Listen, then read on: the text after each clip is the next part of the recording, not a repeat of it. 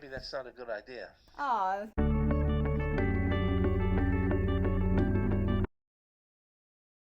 You've been talking to us about, the coronavirus since January. What made you start thinking about that in January? And can you just give us an overview of what's going on now? Sure. Well, I study and have studied influenza and influenza infections, okay?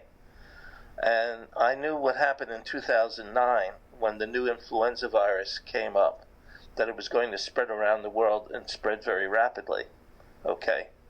And that we had to take precautions. And I actually mentioned certain precautions to my children at the time that they were supposed to do to take care of it, okay?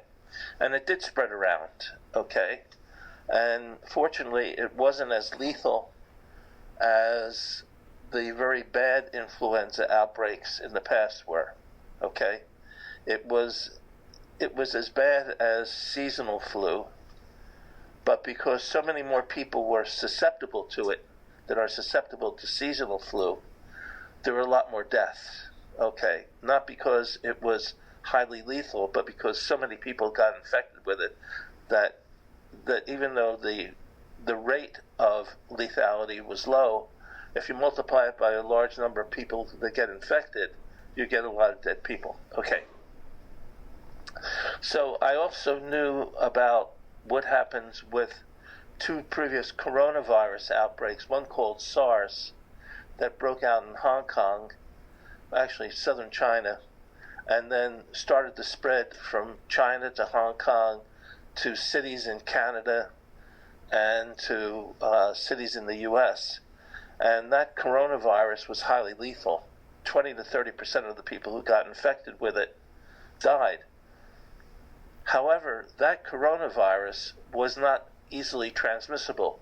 So the people who were dying were the people who got infected because they were taking care of people that were infected.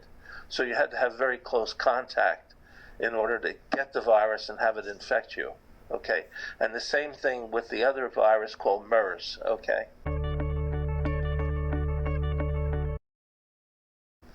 So when this outbreak happened in China, what was clear was a lot of people were susceptible. It wasn't as though there were just a few people who were getting sick in Wuhan in the city, but there were thousands of people, and that meant it was being transmitted around, and it was easily transmissible. So it was easy for people to get infected with it. Why would that be the case? Well, it could be because of a couple of things. When the virus grows in your nose and throat, it stimulates you to cough and sneeze, and the virus comes out as particles, okay, that you could breathe in and get infected. Also, when if you have the virus and you sneeze or cough, the particles, the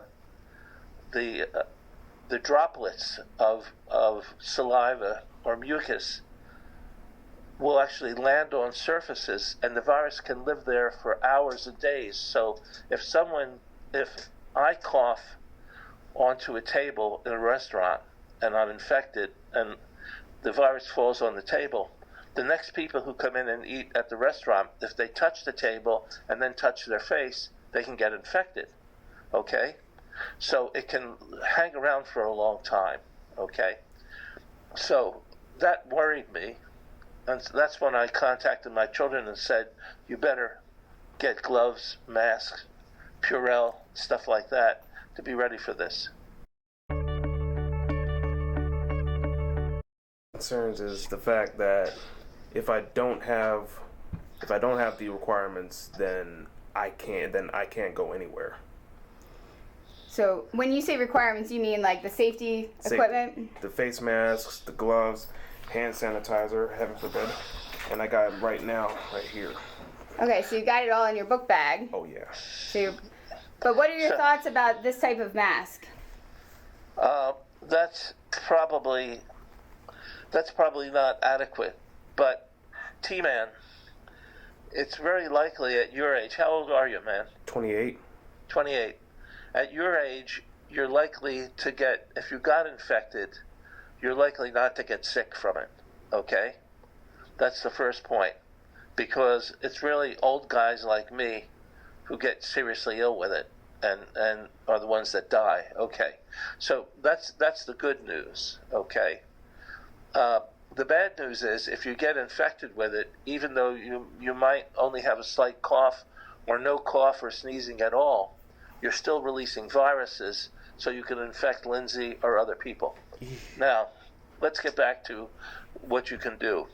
So the two major things that you can do that don't involve the face mask, etc., are going to be wash your hands as many times as you can during the day. Because remember what I said, if you touch a doorknob or a surface and somebody who has the coronavirus has sneezed or coughed into their hand and touched that doorknob, that virus will be on there even though 6 hours later you touch that doorknob. So whenever you touch a surface, you should be prepared to wash your hands with soap and water and do it for like 20-25 seconds. And under your nails, make sure you can get under your nails. That's the first thing to do. The second thing to do, and this is the hardest part, is not to touch your face, because the way the virus gets in from the surfaces, when it's on a surface and gets on your hands, is if you touch your eyes, touch your nose, or touch your mouth. That's how the virus gets into your body. When the sneeze droplets get you, it's because you breathe it in. Okay, so I wouldn't worry too much about you. I would worry about me. The other questions is traveling purposes. So you ride the bus to get? I ride the bus, yep. Sure. If you can, try to stay away from crowded buses. If you ride a bus and you can do this, in other words, if the bus stops and you see it's crowded, don't take that bus. Take a bus that's less full. Try to sit in a seat by yourself. And obviously, if someone's coughing or sneezing around you, move to another part of the bus, okay? All right. And remember, while you're on that bus, you're touching surfaces that could have coronavirus on it. So don't touch your face. When you get off of the bus and get into a restroom, wash your hands with soap and water. And don't touch your face. Now, that doesn't prevent you from getting it if it's in the particles are in the air, okay? So you could actually wear the mask that you have, and that'll keep people from sitting near you. Right. That's actually a really funny idea, but it's probably true. It's true. It's true, and that's good, because you don't want them within the virus will spread within 6 feet, because the particles then float to the floor or to the surface. Okay. Remember, one way to get infected is if the particles are in the air from a sneeze or a cough, and you breathe them in. Okay, that's the only way you can prevent that is with the real good masks, the ones that the people use who are taking care of corona patients, COVID-19 patients. But you could wear your mask,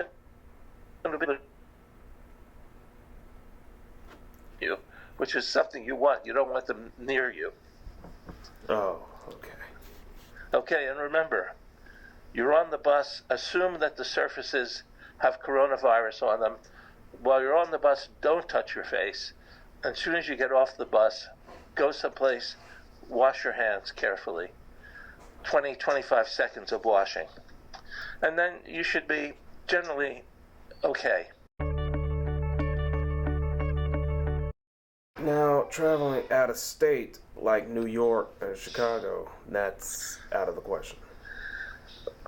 Well, again, if you needed to travel out of state at your age, and there was a good reason for you to go, I say take a chance. There's a reasonable probability that you'll get exposed to coronavirus, but if you get infected, it'll be a mild infection, okay? The problem will be when you come back, you may infect Lindsay or your colleagues, or wherever you work, okay? it's better not to travel, because when you're traveling, you're typically in a confined space, whether it's the train station, the airport lounge, etc. But if you have to travel, do it. Went to Walmart yesterday and you got supplies. What were, do you think you have everything you need? Any questions about that? Well, the only thing I need is the only two things I need are Listerine and some plastic gloves. Why Listerine? Listerine, I talked to one of those bus drivers when I was riding the City Lanes Gold Line bus connector, and Listerine actually works when it comes to fighting germs and everything. It could. Yeah, go ahead. Oh, I'm done. Oh, okay. The problem with Listerine, and it's not unreasonable, is that you gargle it, and it will certainly potentially sterilize your throat, but not your nose. Okay, because you can't put Listerine up your nose. You could, but you'd be in great pain if you did. How about Wasabi? Well, Wasabi, I'm not sure, but certainly if you got that up your nose, you'd know it. You would prefer having Corona-19. The thing, I'm trying to think of what else you do. Things you can do, there's some suggestion that zinc, the molecule zinc, the element zinc, will it works to slow down common cold virus infections, and it may be possible that it may have some effect with COVID-19, with the coronavirus. So if there's any left, you can get Zicam or Airborne, okay, which are two products that have zinc in them, and you can take those, and that would probably help slow things down. But other than that, it's kind of tough to do that. The Listerine would have been a good idea, except that it doesn't cover your nose, and that's where it can also get in, as well as your eyes. Keep that in mind, that when you do when you put the face mask on, okay, you really should have your eyes covered with something, goggles or glasses as well, because the virus can get in your eyes and infect you. Ooh. Okay. So I'm gonna get some. So I already got sunglasses, so I'm probably gonna do that. Not a bad idea. Yeah. Not a bad idea.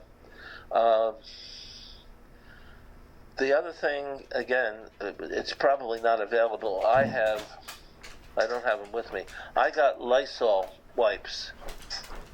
Okay, little Clorox wipes, so that whenever you go someplace, if you're sitting down to eat somewhere, you actually wipe down the table with the Clorox wipes, and that'll kill the germs on the table. Oh. I actually also rub my hands with it, but it ruins it's terrible on your hands. It dries them out and gets them really rough. But those Clorox wipes will do it as well. But obviously you can't put it on your face or stick it up your nose. But certainly to help clean surfaces that you're around. Awesome. Yeah. Well, thank you so much. I think that this has been helpful. What about you, T-Man? Yeah, it is pretty helpful. Awesome. Well, thank you, buddy. I'm glad I was able to be of some help to you guys.